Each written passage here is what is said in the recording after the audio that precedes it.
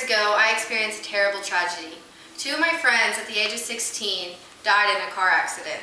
4 of the people were in the car, and they were all under the influence of alcohol. The driver was one of the 2 that did not die, and for the rest of his life he will have to live with the guilt and responsibility of his best friend's deaths. More recently, the Angels baseball team lost one of their pitchers due to a similar car accident. But in this case, he was killed by a man who was drunk driving. Whether it is a close friend, a family member, or someone we don't even know, we hear similar stories to these all the time. Getting behind the wheel when drinking needs to stop.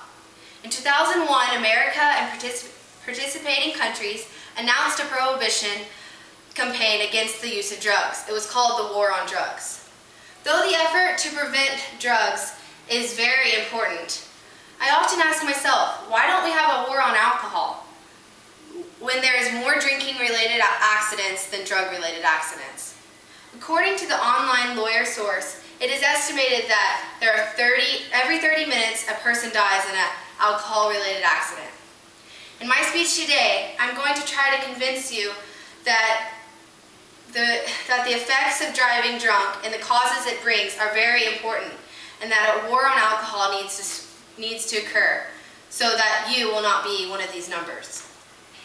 So the effects of drinking. When you are drinking, everyone knows that you lose focus, you can see double sometimes if you drink too much, you can slur your speech, you have a lack of depth of perception, and also your judgment is poor. You can make poor decisions and misunderstand when someone is telling you to do something, or vice versa. You're telling somebody else to do something that is not right. Also, your coordination and balance can be not right. Whenever you stop or are driving down the road, you see people having to walk in a straight line because the police officers are making them do that. Or you see people having to put their finger on their nose or something like that, something silly like that. And some people cannot even do those things, and they're so simple and so easy. After hearing about these drastic effects alcohol has on the brain, now imagine getting behind the wheel of a car. It is only obvious that mistakes and accidents will occur. Drinking and driving, most people think that to become sober, you can eat, you can drink water, you can take a shower, you can exercise, do something, and you're sober.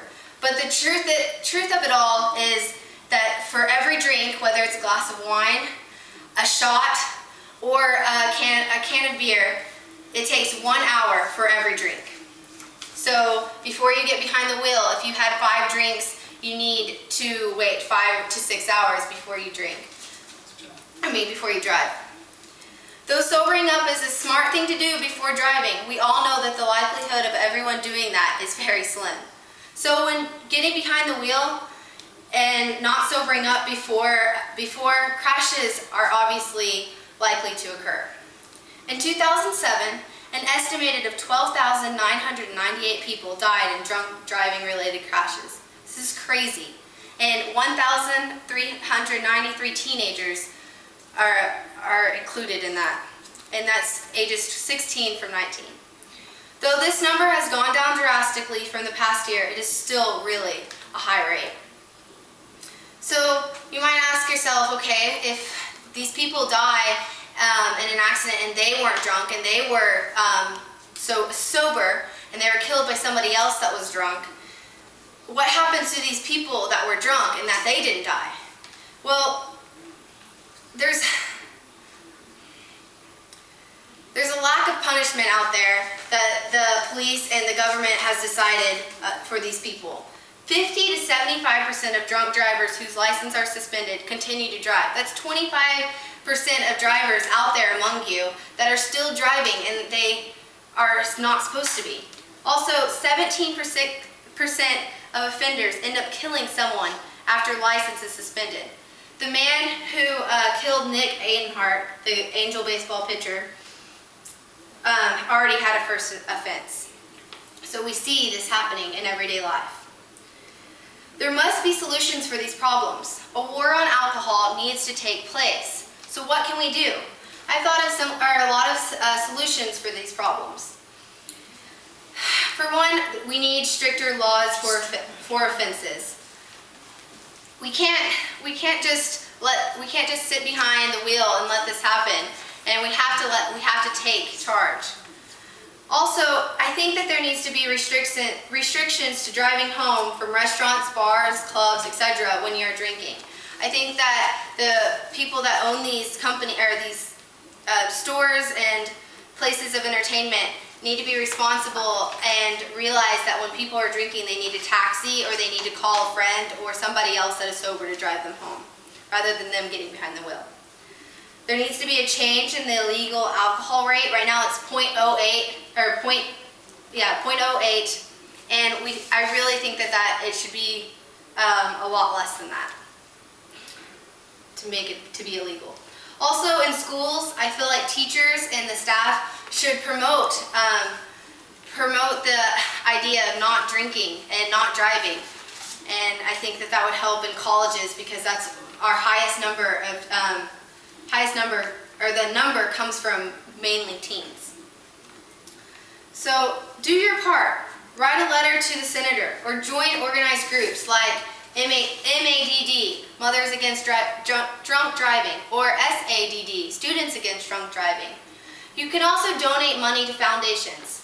Last year, alcohol-related crashes in the United States cost the public an estimated of $114.3 billion.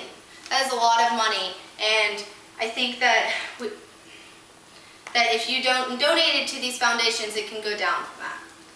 So in conclusion, we must do our part to decrease these numbers.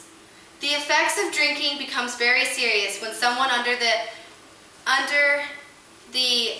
consumption of alcohol gets behind the wheel. If you know someone, or you are someone who has or does drink whenever you drive whenever you are drunk, please consider the facts and the consequences.